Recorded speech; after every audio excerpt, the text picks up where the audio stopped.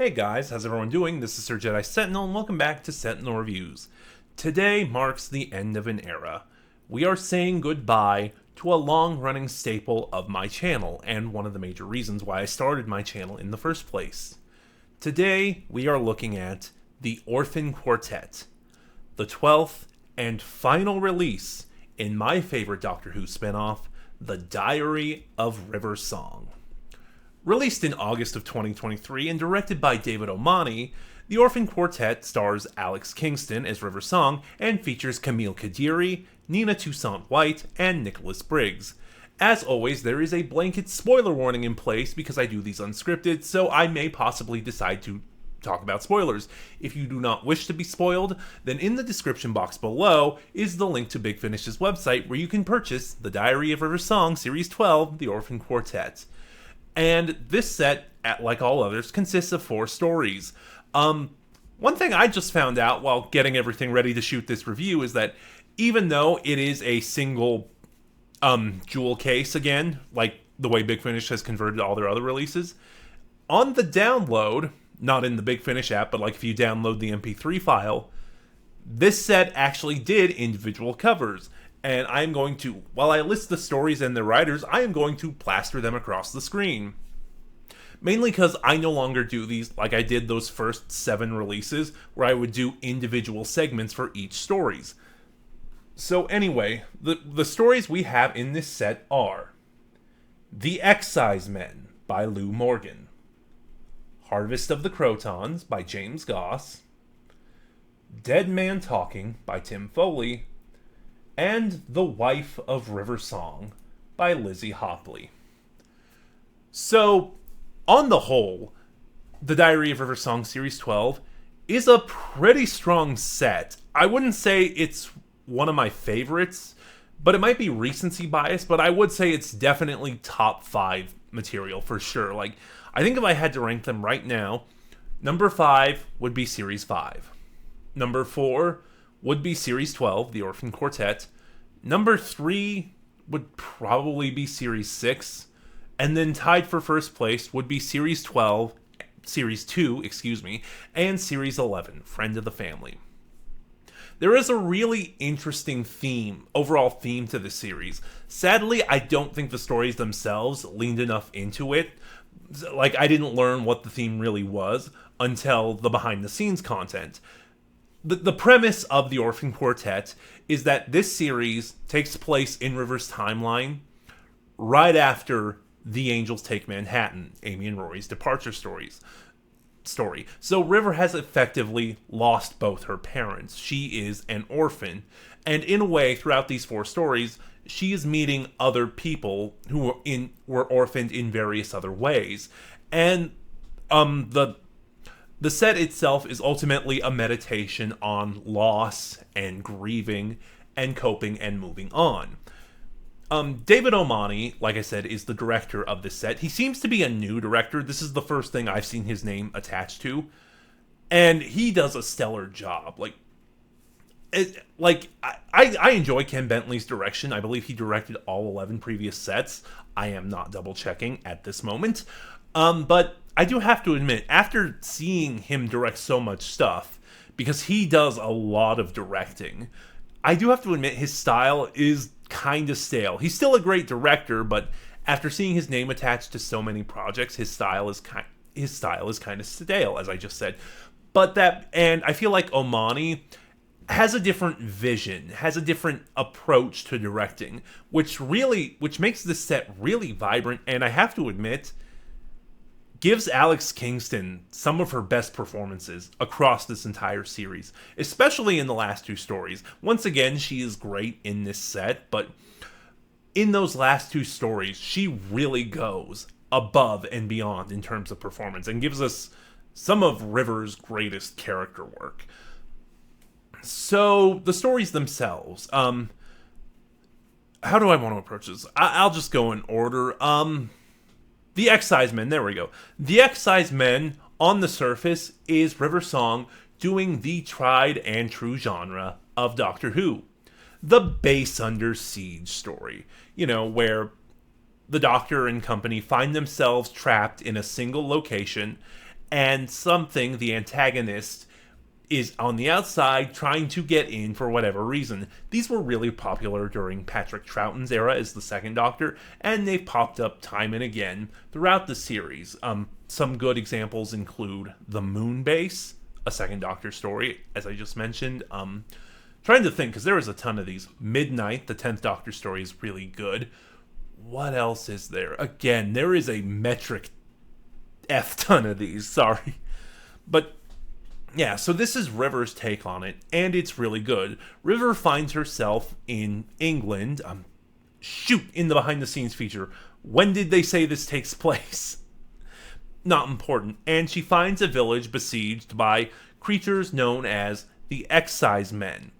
And apparently they have a contract with this local inn that no harm will come to them as long as their treasure is looked after. That is on the surface of this story. As it progresses, the layers get peeled back, and River finds that essentially the people in this village have made a devil's bargain, so to speak. A bargain that works against them. What I really like about the Excise Men is that it plays to River's gray morality. I've talked about this in past reviews. River and the Doctor may have the same endpoint, morally speaking, but they have very different methods of getting there. The Doctor is, what is the term? Lawful good. He will do everything he can to get to his endpoints where, with minimizing as much damage as possible. River is... God, I've only started playing D&D, so I don't really understand alignment, but I would have to say River is either chaotic good or lawful neutral, I would say. She has the same endpoint as the Doctor. She has the same goal and ideals as the Doctor, but she is willing to dirty her hands much more. She does not care about collateral damage, which really comes across very well done in this story. At one point, she even says, when she's trying to help save someone from the titular Excise Men, they ask her, "Isn't there anything you can do?" And River says, "Yes, I'm saving you." And as it gets revealed what is going on in this story, River becomes increasingly angry with the villagers over what they chose to do in the name of self-preservation. I'm going to try and be light on these stories as well. I know I always say I'm doing these unscripted, so I'm putting a blanket spoiler warning in place. But especially for newer releases, I do want to be light because I don't want to give everything away. I don't want to rob you of the potential shock of some of these reveals that happen. That brings us to Harvest of the Crotons. I think it might be the weakest story. Not bad by any stretch of the imagination. That is another thing in favor of this set. These are all very consistent, but it is definitely the weakest. I think because the story goes for humor throughout most of the story. This is kind of a critique on celebrity health crazes and the whole health spa scams. I could very easily... I don't know if the story was intending to target anything in particular, but it feels like, in particular, this story is pointed towards Gwyneth Paltrow and Goop. So, a has-been celebrity has started a health spa in praise of the Crotons, although at this point no one knows what the Crotons are yet. And River, who has started hanging out with Jackie Tyler, both decide to investigate this. And really, River and Jackie are what make this story. They're both grieving in different ways. Jackie, now that she knows about the Doctor, is constantly worried for Rose's safety and well-being. And similarly, River, having just lost her own mother, is checking in on Jackie at the Doctor's behest. They make that clear from the start. Making sure she's okay and dealing with her own stuff as well, And this is where the behind the scenes first said this set takes place after the Angels take Manhattan.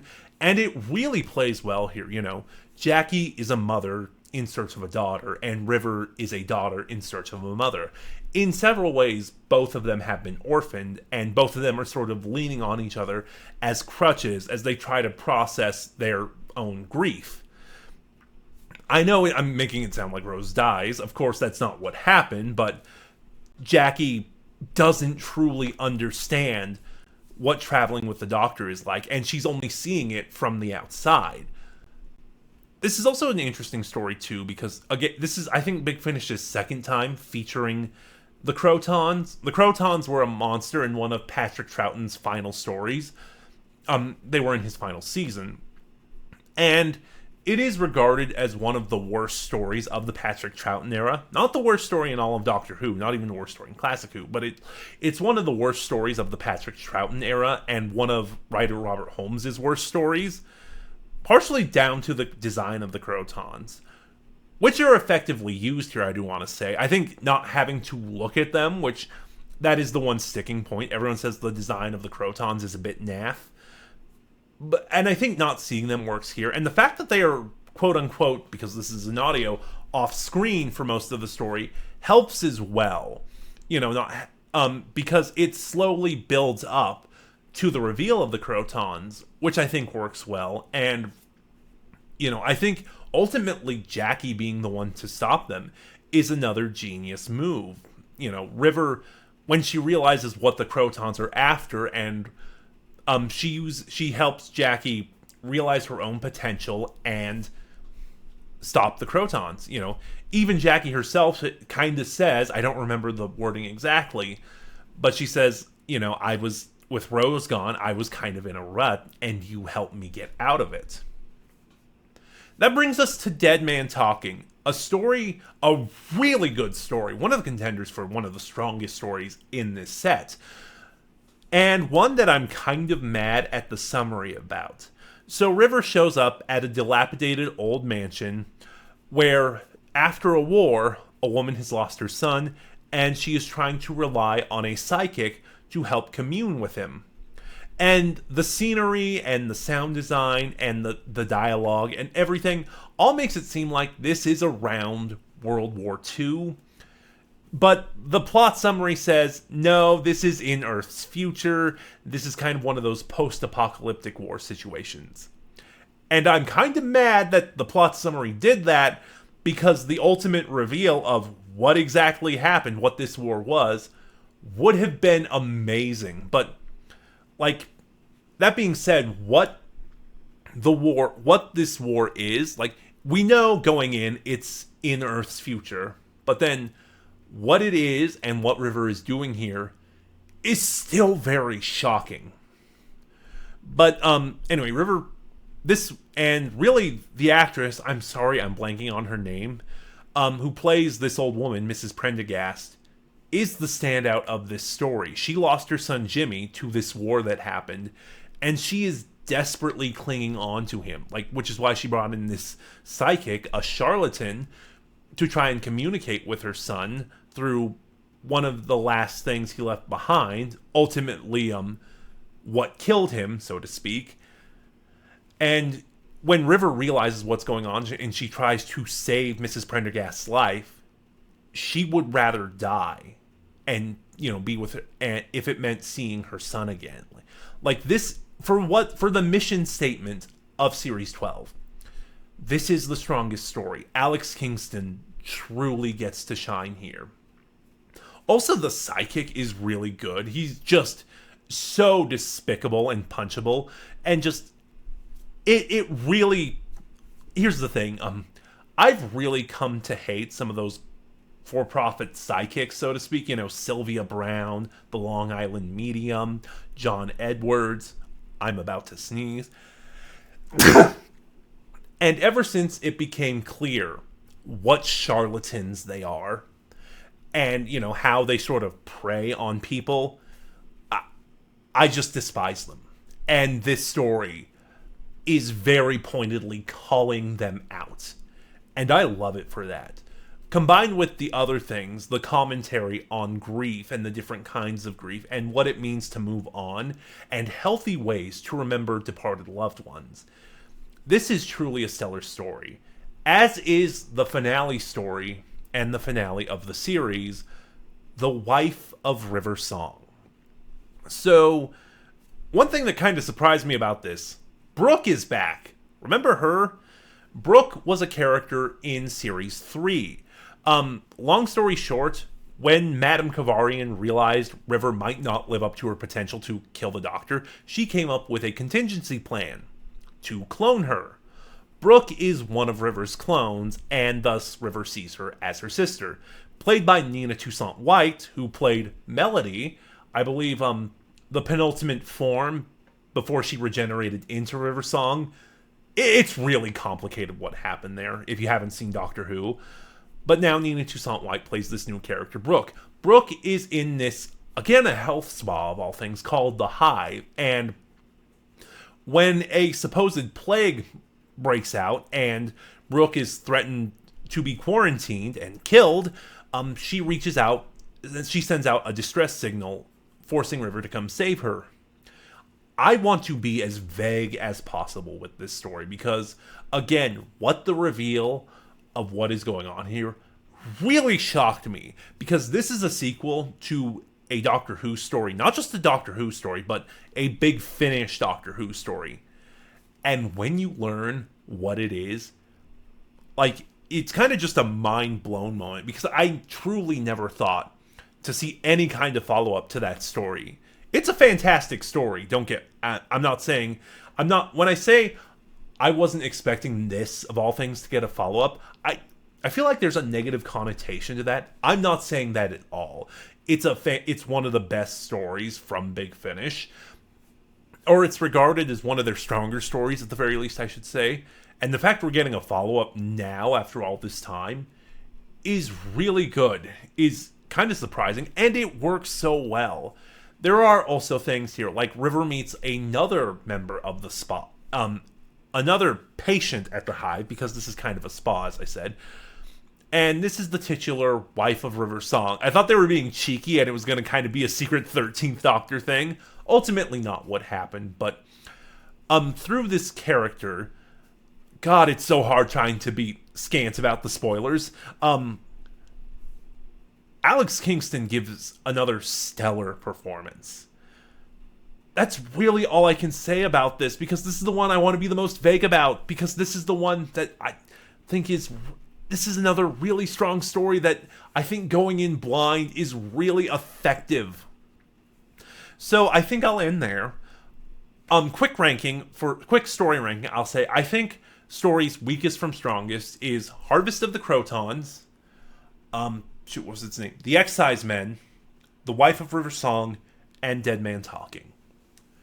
The Diary of River Song, Series 12, The Orphan Quartet, ends this series on a strong note. David O'Mani, as a new director to the series, gives this set a very vibrant life that's really reflected in the sound design and in the performances, in particular Alex Kingston. If you're curious about the Diary of River Song, or you've been in and out, I would say this is another must-get.